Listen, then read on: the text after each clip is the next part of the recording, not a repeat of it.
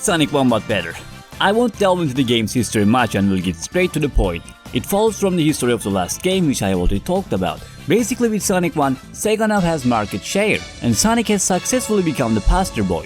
So the work on the sequel has started immediately. In fact, two games are being worked upon, one being Sonic 2 and the other being Sonic CD, which I won't be delving into for a while simply because I don't feel like it. There are three major additions in Sonic 2. Spin Dash, a move so vital that it makes going back to Sonic 1 real hard. It gives an instant burst of speed if the player holds down and mashes the jump button. It's honestly a brilliant and natural addition that will stick with Sonic for a long time. Super Sonic, Sonic 1 adds 6 emeralds, Sonic 2 adds 1 more to the count, and the reward for collecting them all makes Sonic go full Super Saiyan. It's invincibility plus speed shoes, but Sonic can still fall into the pits, drown, and get crushed. Also, while Super Sonic is active, the rings are slowly drained from the player, and when it hits 0, Sonic reverts to normal. And of course, Tails. With Sonic 2, the developers wanted to incorporate a two-player mode similar to Mario and Luigi. And to Sonic, Tails is what Luigi is to Mario. He is a two-tailed fox who will be the sidekick of Sonic from on out, and is playable by a second player while player 1 controls Sonic. Although the camera is always fixed on Sonic, so Tails is hardly anything more than a useful tool for shutting off your little brother. He is useful on bosses, not that the bosses are hard enough to make you desire any outside help, as Tails is invincible, and upon dying he simply returns flying to the stage. Funny enough, in this game Tails cannot fly when the player is controlling him, neither in the co-op mode or when he is selected as the playable character. Oh yeah, you can also select Sonic or Tails alone to play as in addition to this co-op mode. The premise again is as simple as it gets. Eggman is back and you have to stop him, although you are not alone this time as Tails is with you. Also, Eggman now has a dead egg in space, which is not relevant until the final boss. Sonic 2 improves on almost every aspect possible over its predecessor. The levels are faster and graphics look fancier, and somehow even the soundtrack is packed with more jam. In my eyes, Sonic 1's strongest point for its presentation, and Sonic 2 tops that as well. The color palette is much better, and the faster gameplay along with stages that seem to flow does a lot better job at conveying that you are a supersonic blue hedgehog. Sonic's sprite also has a different, richer and livelier shade of blue, and the same goes for the whole look of the game. Sure, Sonic 1 looks good, but just look at this. Pretty good for the Genesis. The same is also true for the soundtrack. Masato Nakamura returns better than ever together with his brilliant bass lines. It's really hard to pick favorites from this soundtrack, there are just too many that will stick to your mind forever. Looking at you, Chemical Plant Zone.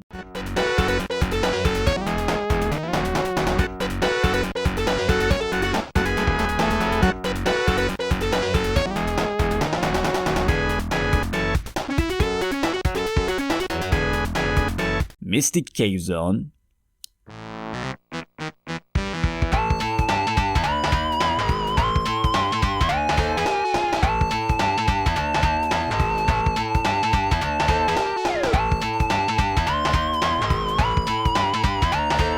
Aquatic Ruin Zone,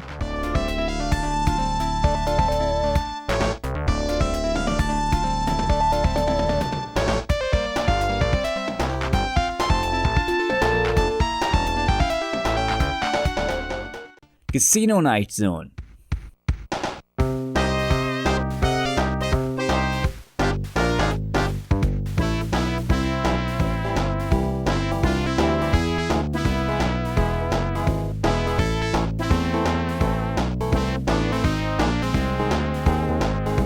And just listen to this and tell me it doesn't perfectly and stylishly capture the feeling of a dire final battle of a blue hedgehog with a fat giant robot on a Death Star mock-up. Yeah.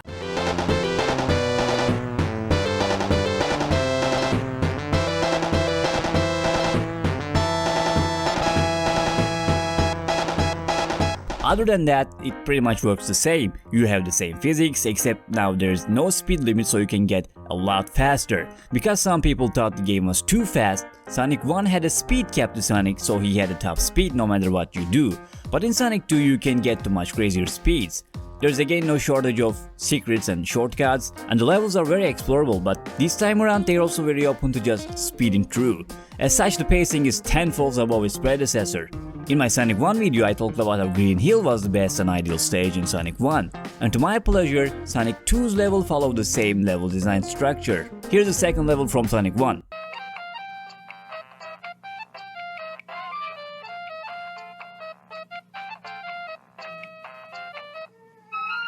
Here's the second level from Sonic 2.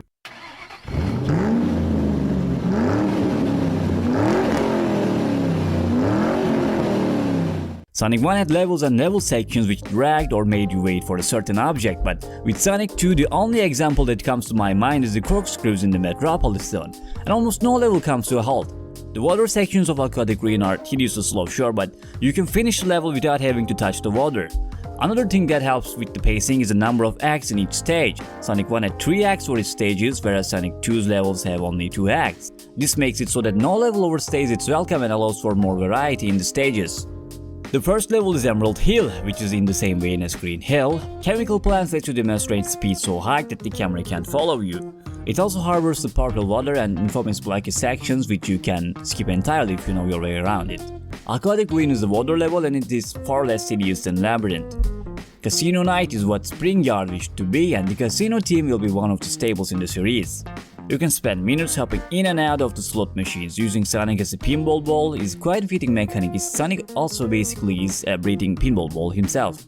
For some reason Hilltop Zone does not feel as enjoyable as others to me. I wondered if I was the only one, but upon looking at others' opinions I concluded no one gives a fuck about Hilltop Zone. It's not a bad level, but for some reason I fail to explain, it doesn't interest me as much as it should. Mystic Cave on the other hand is quite fun and has a unique aesthetic. It also has that cruel pit where your only option is to wait for your slow, forthcoming death. Oil Ocean has the same problem with the Hilltop Zone. It still baffles me how out of all the levels this level got the mania treatment. Metropolis is a scrap brain of Sonic 2. Unlike other levels, this one has 3 acts as it's kind of the final level, although it's not. It's not because Sky Chase and Sky Fortress exist, which I like to bundle together. Sky Chase is a short auto-scroller level which can get a tad boring, but it is short enough to not to be much of a problem. Plus, it's a novel idea to follow Eggman's spaceship to that egg with the tornado. Sky Fortress is full of anxiety because every fall is a fall to your death, and since it is the final level, one mistake can send you back to the title screen. That egg is not really a level, but the place where the final boss takes place. Just like Sonic 1, you start the fight with 0 rings, and on top of that there are 2 fights. First you face Silver Sonic, which is neither real, easy nor hard, and then you face the actual final boss, the Dead Egg Robot, which is hard. It takes 12 hits to beat, unlike the other bosses which only need 8. The fact you have no rings and face 2 bosses one after the other is enough material to give you nightmares as a kid. The ending has Sonic destroying the Death Egg and Tails saving him with the tornado. The ending is of utmost satisfaction and the cutscene is honestly touching to me even now as a 22-year-old. It's a wholesome way to end the game with the beautiful music accompanying it, but the cutscene and the credits theme.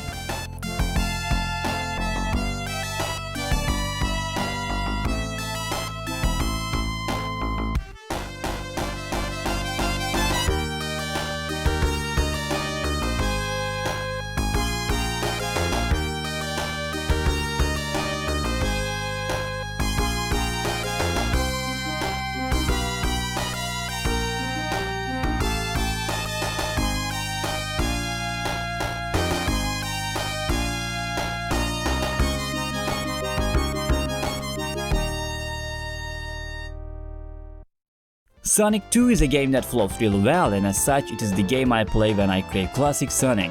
Sonic 1 is blocky and the upcoming Sonic 3 is a quite grand adventure. But Sonic 2 is a perfect game to simply be Sonic and blast through the stages.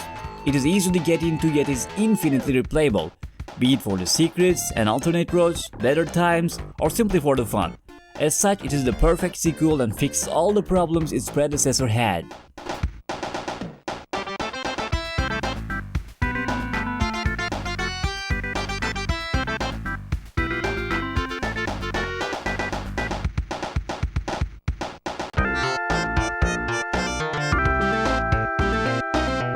One minute, 37 seconds later.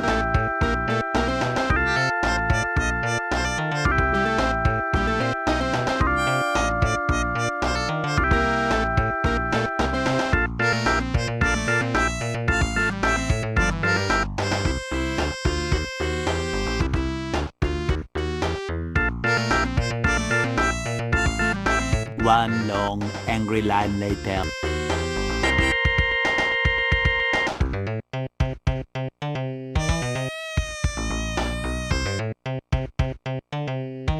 Nope.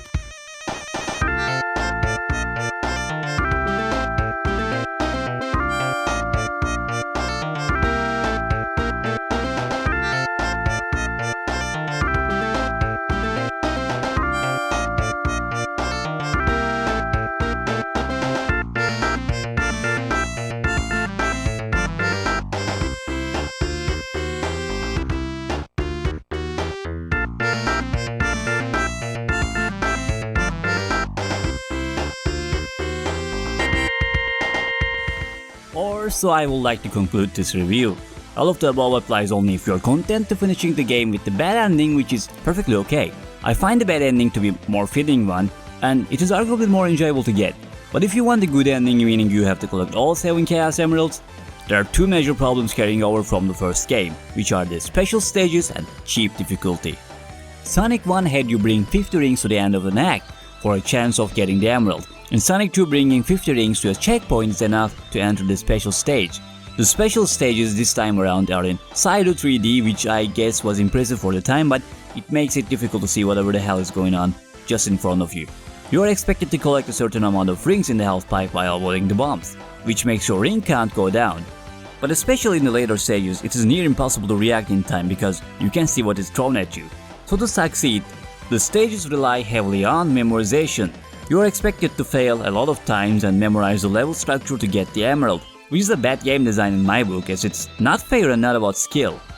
What makes it worse is if you have Tails with you, he has a second of latency, so even if you dodge the bombs, Tails will not, causing you to fail the stage. I can't count how many times I tried and failed those stages, and only then it occurred to me to play as Sonic alone, which I suggest to everyone in pursuit of the emeralds. So because the special stages are quite hard, there are checkpoints everywhere. There are 62 of them to be specific, so it evens out, right? You can even get all the emeralds by the end of Emerald Hill, which gives you Supersonic and makes the rest of the game a cakewalk.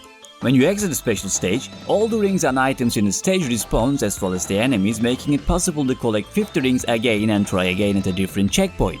So you take your time and try all the checkpoints, but if you take more than 10 minutes, you get a time over, so you cannot dwell forever on stage. While it seems fair at first, the thing that makes this also hard is the god-awful enemy placements. Let alone the placements, enemies themselves are a lot tougher and sneakier than the ones before.